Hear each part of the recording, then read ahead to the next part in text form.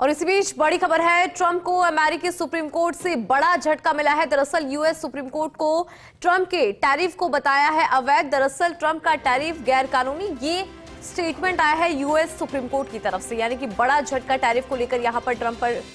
आपको बता दें कि सुप्रीम कोर्ट ने ट्रंप के टैरिफ को अवैध बताया, ट्रंप का टैरिफ गैर कानूनी, ये कहा है यूएस सुप्रीम कोर्ट ने। तो ट्रंप के टैरिफ को गैर कानूनी यहां पर बता दिया है। तो ये बड़ी खबर है इस वक्त की, महत्वपूर्ण जानकारी। ट्रंप को यूएस सुप्रीम कोर्ट से बड़ा झटका। ट्रंप को टैरिफ लगाने का अधिकार नहीं है, ये भी सुप्रीम कोर्ट की तरफ से कहा गया।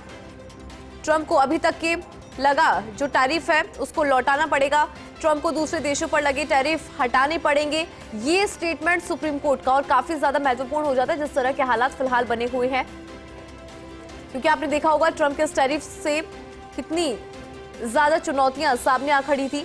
लेकिन फिलहाल यहां पर बड़ा झटका ट्रंप को लगा है, क्योंकि अमेरिकी सुप्रीम कोर्ट ने यहां पर इस टैरिफ को गैर कानूनी बताया।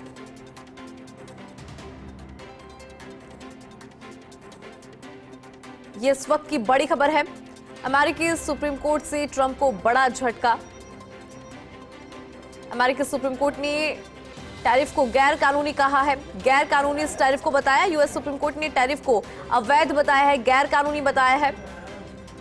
सुप्रीम कोर्ट की तरफ से ये कहा गया है कि गैर कानूनी है, इसे अवैध करार दिया गया।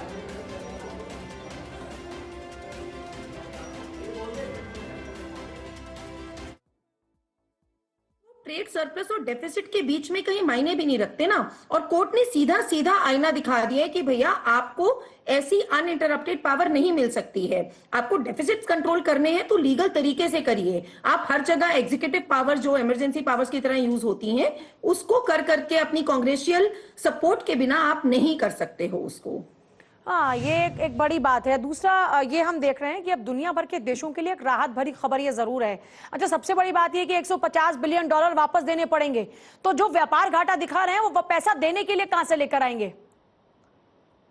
बिल्कुल, देखिए, क्योंकि उनका व्यापार घाटा भी है, उनका इस समय भी इकोनॉमी बहुत ज्यादा, डेट जीडीपी रेशियो उनका बहुत ज्यादा है, इतनी फीसदी तो उनके इस समय डेट चल रहा है। तो जब वो डेट का पूरा अब ही will really have to rethink अपनी पूरी इकोनॉमिक स्ट्रैटेजी, उनको रीवर्क करनी पड़ेगी कि वो पैसा आएगा कहां से। डेफिसिट फाइनेंसिंग जिसको कहते हैं, कि वो डेफिसिट फाइनेंसिंग करने के लिए अब उनको क्या करना पड़ेगा, will he borrow more, will he take more debt. तो ये बहुत ही विडंबना भरी और बहुत ही, मैं कहूंगी, बहुत ही परेशान जनक स्थिति इस समय ट्रंप और उनके एक बड़ा इंपॉर्टेंट क्वेश्चन है, क्या ये फैसला जो अमेरिका की बार्गेनिंग पावर है, क्योंकि इसी के आधार पे तो बार्गेन कर रहे थे ना ट्रंप, क्या ये उस पावर को कमजोर करेगा? और ये तो बहुत बड़ा झटका होगा इस पर, क्योंकि ईरान को बार बार हम देख रहे कैसे चेता रहे हैं ट्रंप। इसके अलावा चाहे रशिया यूक्रेन हो, उधर उनका अलग अपनी पॉलिसी चल रही है, तो क्या ये उनकी बार्गेनिंग पावर को कम करेगा फैसला?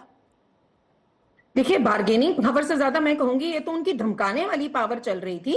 बार्गेनिंग पावर दो बराबर में और एक मैं कहूंगी लीगल और एथिकल तरीके से होती है। ट्रंप ने तो सारी एथिक्स, सारी लीगैलिटी छोड़ दी थी कि किस हिसाब से कैसे करना है।